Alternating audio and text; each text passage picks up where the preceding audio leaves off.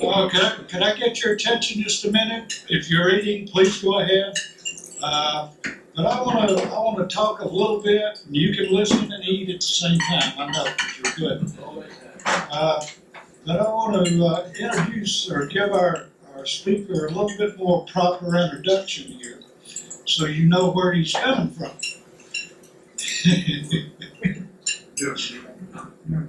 Okay, Ray, I do not want facial expressions. Okay, but Major Bauer, and I can't get away from the microphone here. Major Bauer is from Kansas, born in Norton, Kansas, 1933, went to high school there, went to the University of Kansas, somehow slipped into the ROTC program, University of Kansas, and in 1956, upon graduation, got a Bachelor of Science degree and a commission, and he entered the United States Air Force. Stayed in from 1956 to 76, and did all kind of great things for 20 years in there. And I just want to highlight a couple of them here. Got an MBA from Golden State in 1966. He served as a U-10 pilot. I had never heard of a U-10 until I was talking with Ray a few weeks ago. So he's going to explain that. 5th Air Commando Squadron, Ben Hoi Air Base, South Vietnam. Ben Hoi. What? Flew 484 combat missions. I don't know, I think that's a lot. I mean, I'm an Army guy, so it's hard to tell. But I think that's a lot. Let me tell you one of the more interesting things I picked up.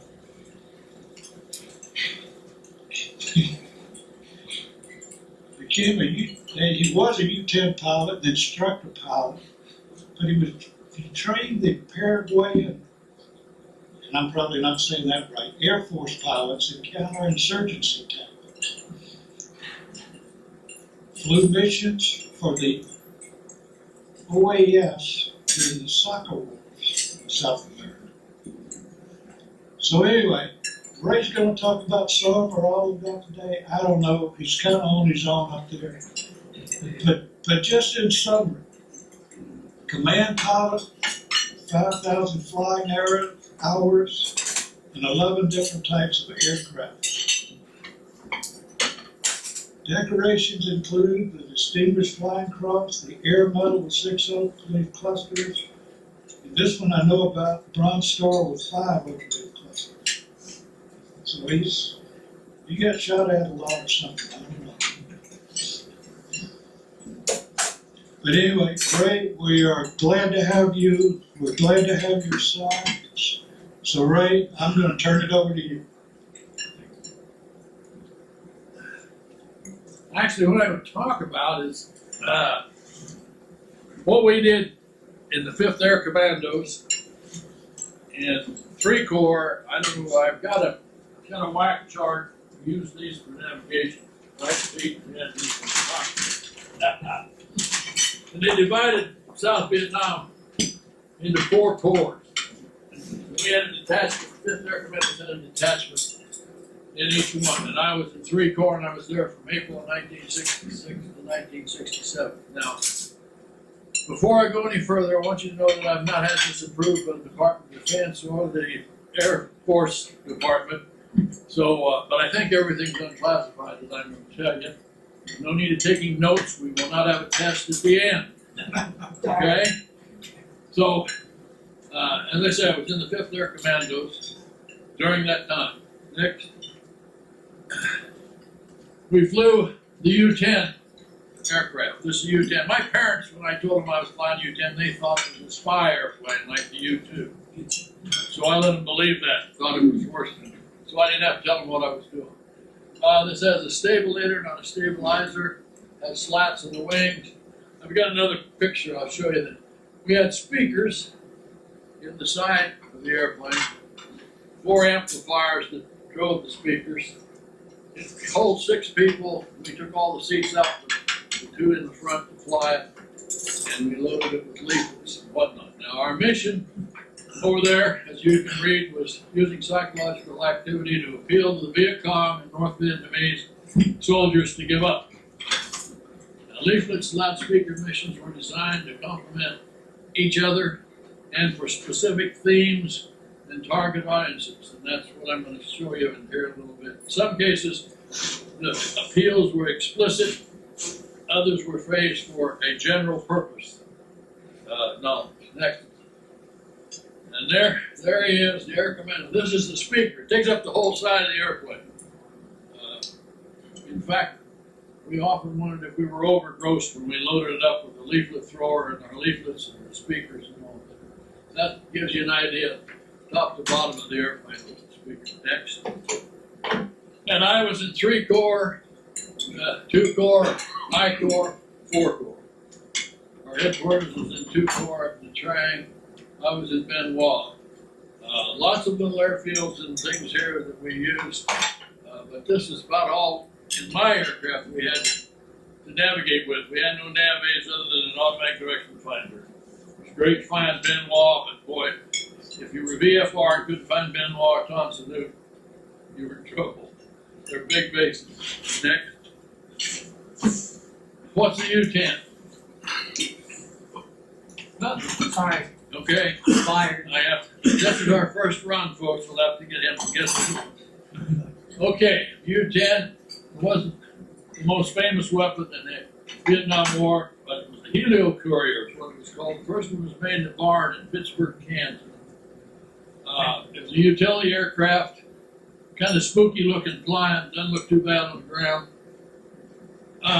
We used it, CIA used it for cargo supply drops. You can use it for about anything. I dropped paratroopers out of it in South America. That's part of what I did with Peregrine Air Force.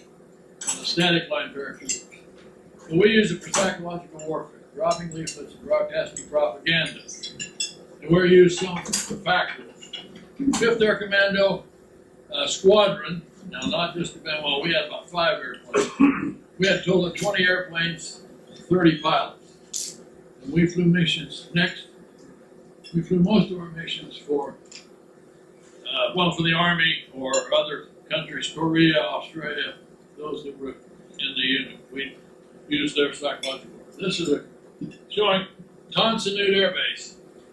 Big. Main runway is here. We were allowed to use this a little bit here. I never landed. There was no real reason to unless you had an emergency, unless you had an assignment to go over there. But that's a good, nice base. That's right in the Saigon. Next. This gives you the idea of the airfield. This is Benoit. 1 runway. Nice base. Nice place to be stationed if you're going to be in a war. Next. Okay, this is Cu Chi. I don't know. Is anybody here that was in Vietnam in the Army? That's a big army. Cu Chi, you familiar with Cu Chi? Yes. They made this runway a little better before it was over. It wasn't much back. They were working on it one day when I was in there. I landed, went and got my mission from the Army to go drop leaflets somewhere or whatever, play my speakers. And I came out and I started down the runway and the guy pulled out with a bulldozer. He was going to lengthen it for us. Needless to say, he was scared and so was I, but nothing happened. I got over him. Anyway, this was, you get out, it was a road that ran through and they widened it for us. Next. Okay, Quan Loy. These are rubber trees. And a lot of these runways I'm going to show you are on rubber plantations. Belong to the French. And the Army went in and as it says, it's grass on gravel. You can only use, looks like you got a nice big runway, but you can only use this little bit in there. And again, when we went to these places, it was by request, and we assumed that people would be there and it was secure. But normally we'd make a pass or two to see if anybody shot at us, and if they didn't, then we figured it was secure. Or we would have radio contact with the troops on the ground. Next. Now Tang, been recently resurfaced and widened, but it isn't much. But again, it's in the plantation. That's a plantation house. Next, Duckwaw. Anybody? My Army guys, Duckwaw. You familiar with Duckwaw? A little experience there. And we can see the helicopters. This wasn't a bad place to land, except as you come down final approach. They had a sniper out there, a Viet Cong or somebody, and they would shoot at you. So one day when I was in to get my mission briefing from the Special Forces, I asked the sergeant in charge, I said, why don't you go out and get this guy? He keeps shooting at us. And I said, it's not just today, it's every time we come in here. And the sergeant said, well, has he hit any of you? I went, no. And he said, that's why we haven't gone to get him. It makes sense. So you got to work with the Army whether you like it or not. They made some sense. Next. Now, as you see this one, again, they just widened the road. And is this the one they had a telephone? But yeah, we got telephone maintenance shack. I'm not sure I know where that shack is, but there'd be people riding the three-wheel bicycle deals, whatever they call it. I mean, it's a main road, and they just widened it, so we would buzz it to get the people off of it, and then we would land, get briefed, and take off. Ray, I have a question about it. It looks like a huge river to the upper right. Is that But could be. I have no idea. Okay. I don't know whether it could be the Mekong. I don't think so, but yeah, it looks like a river to me too.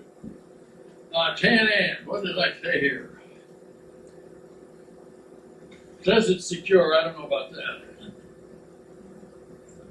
Yeah, again, the main road. That's what I was talking about. The main road. So next, Swan Lock. This wasn't a bad place to land, except there were high trees on the one approach end. Again, plantation around it. I went in there one day. We got ready to take off, and I knew there was a lot of artillery pieces along the runway.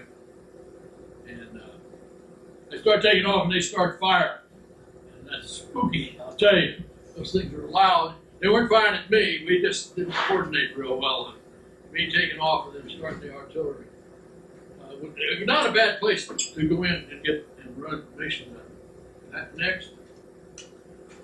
Now this is Bahria. This is emergency use only. The minute I never landed there, I went down, took a look at it, and it'd have to be an emergency. Put an airplane down there. It was really bad, potholes and whatnot. But it was there and had people over here that could help you, I guess. Next. Hanwha. This is a runway runs uphill, downhill. That makes sense. It goes uphill one way, downhill the other. So you landed going uphill and took off going downhill. Possible to do. There were some 20-foot trees on the approach end, at one end of it, so you had to be careful getting in and getting out. Again, it's near a village. Next.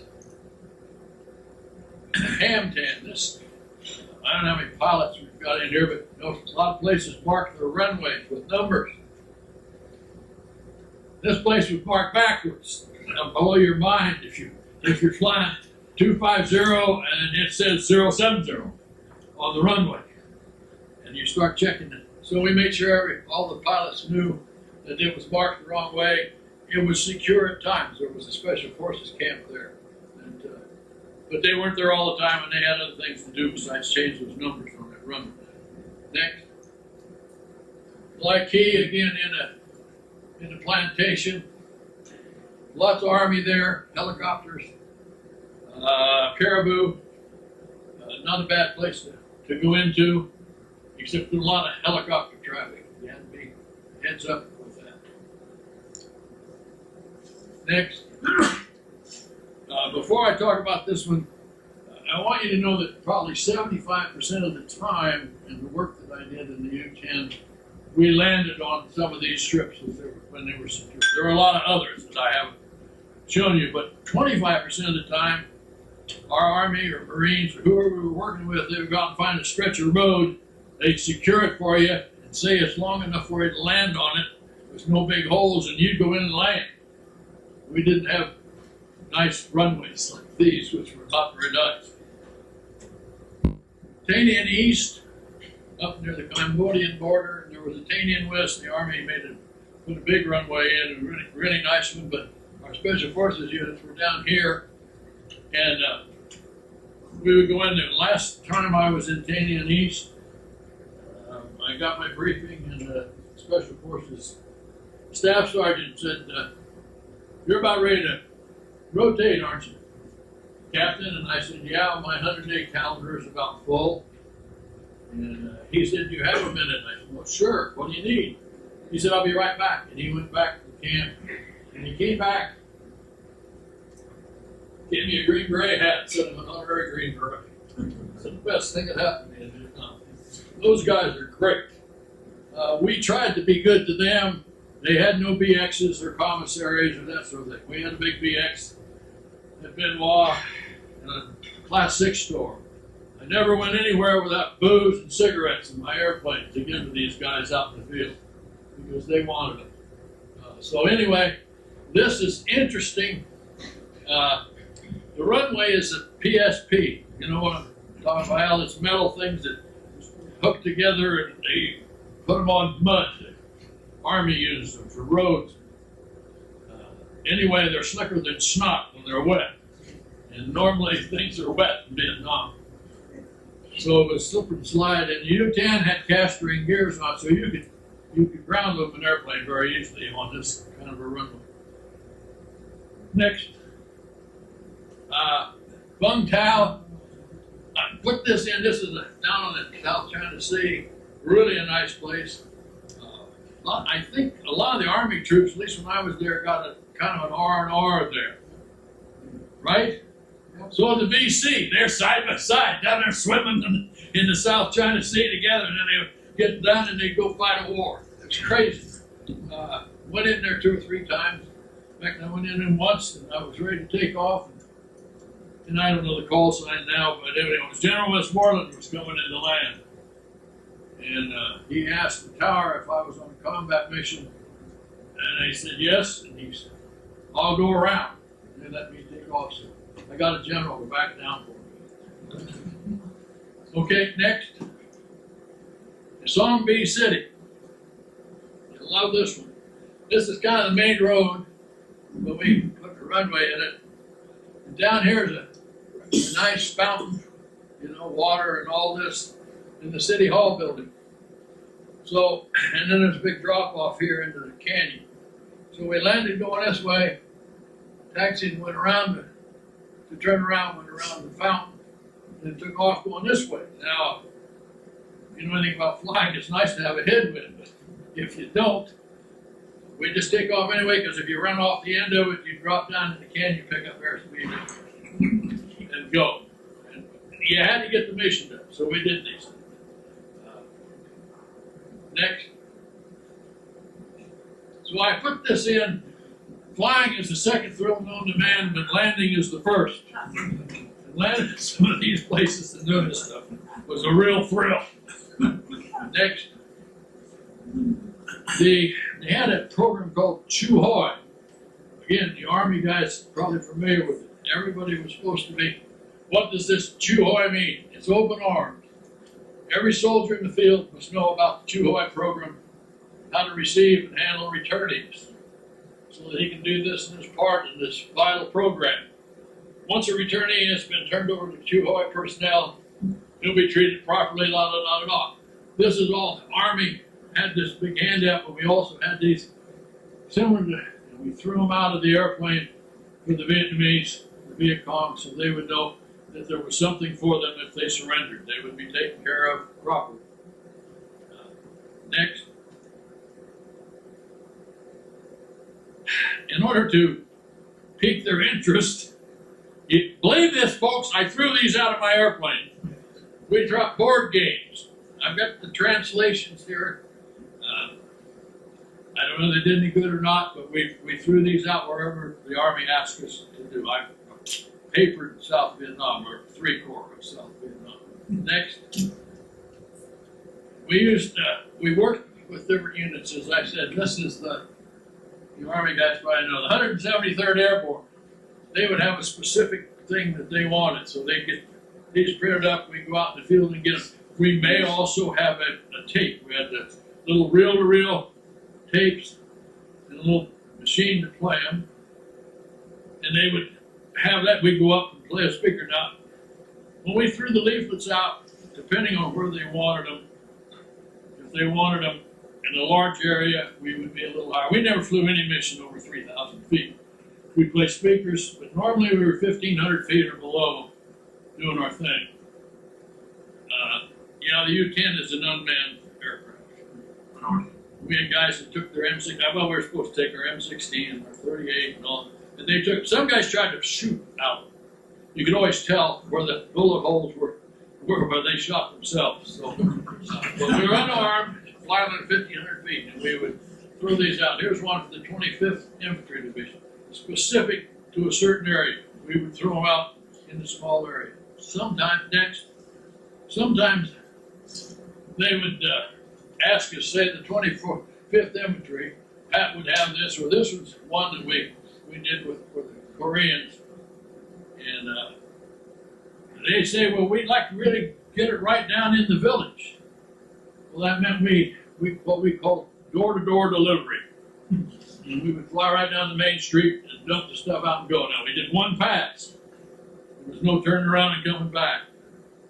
Because by the time, this is low and slow, folks. 28, 30 knots. You could fly this airplane backwards and you could find a high enough headwind. And I did that in Florida when I was training, learning to fly. I found a headwind of 40 knots and I went up and flew at 26 knots. I'm moving backwards, people on the highway are passing. Next.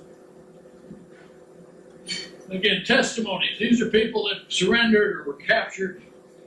They make a spiel and they put them on the leaflets, and then we would throw them out where their unit had been. They may not be there still, but they would tell us where they were, and we would throw them out. Sometimes they would make, again, tapes, and we would play the speakers over the area. And one time I had a group ask me to take the Viet Cong guy with me and let him speak on the microphone. I refused to do that because I don't speak Vietnamese and I didn't know what he'd be telling them. He may be telling them I'm flying at 1,500 feet, going so fast that they could zero in on you. But we did specific things. Could that be just leaflets or also speakers? Again, same sort of thing. While I'm thinking of it, I got all this stuff over if you want to get a closer look at these. Next. This goes along with the Chu Hoi things. These are get home free passes, we call them. They surrendered and had these. It's to be honored. It's safe conduct pass. And anybody that had these and keep in. Threw a lot of these out. I don't know how many of them brought them in. Next.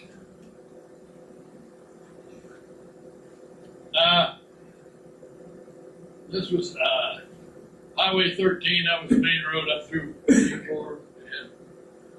And again, we blew up stuff. Well, one story my grandson told me to be sure to tell. One time, we went up and played speakers over an area. The Vietnamese out in there's a superstitious people. And we told them that at such time that it was going to rain blue corn.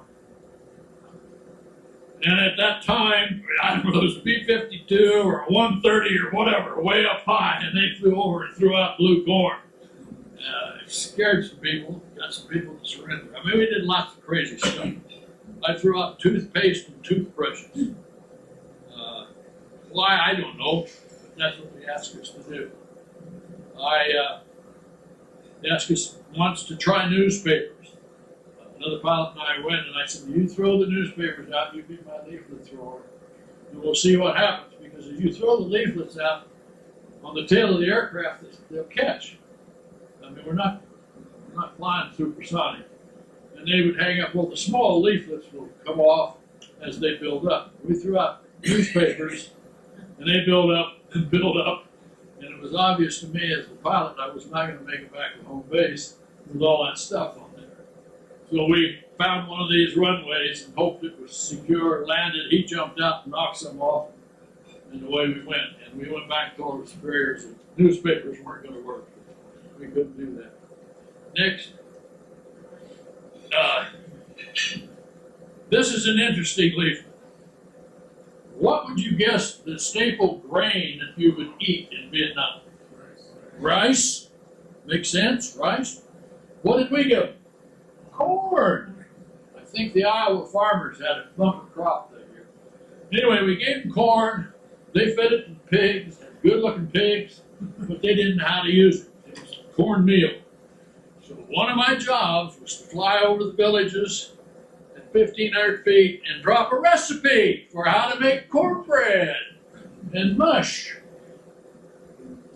That's how your tax dollars are used. Anyway, that's what this is all about. The recipe is down here. You pour cooked corn in a saucepan with hot cooking oil, and you can fry that. Next.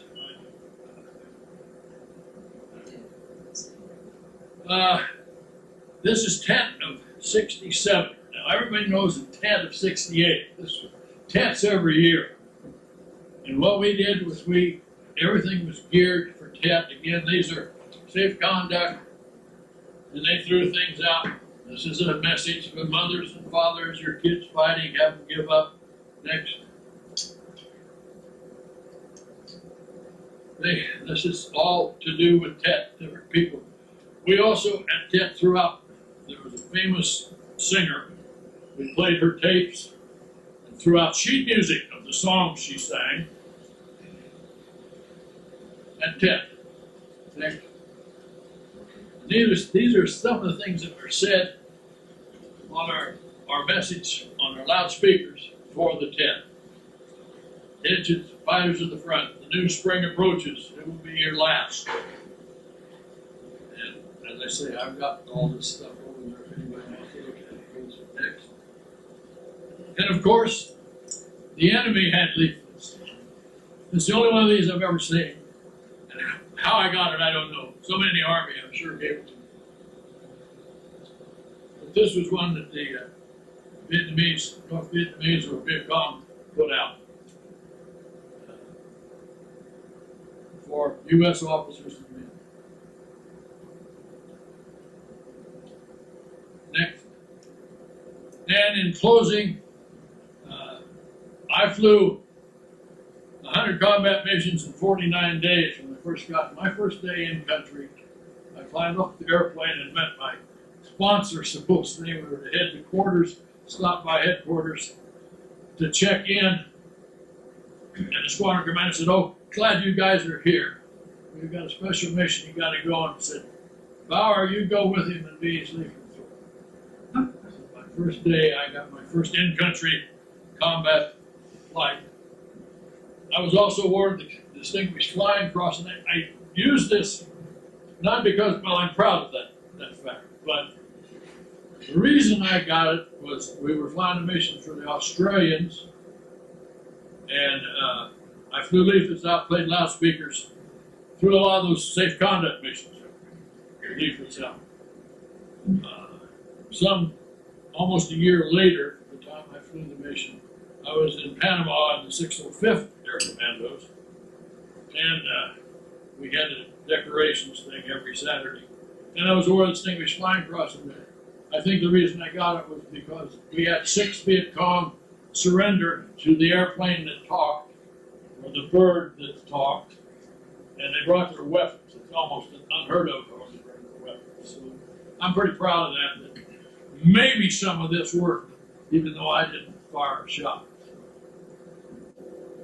And as I say, I've got, if you'd like to look at any of this stuff, I didn't show all the, here's a pic, it's kind of a newspaper, here's the lady with the sheet music. the reason I brought all this back with me, and when I put in for assignment, returning from Vietnam, I put in teach ROTC at the University of Kansas. Makes sense to me. My wife was living there, kids. Then I got 605th Air Commandos in Panama. Close. And so I just filed all this stuff away. And 4 years ago, Doug here, I volunteered at the library in New York.